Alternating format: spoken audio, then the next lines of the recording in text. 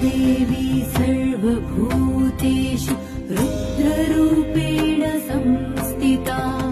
नमस्तस्यै नमस्तस्यै नमस्तस्यै नमो नमः। या देवी सर्वभूतेषु विष्णुरूपेण संस्थिता।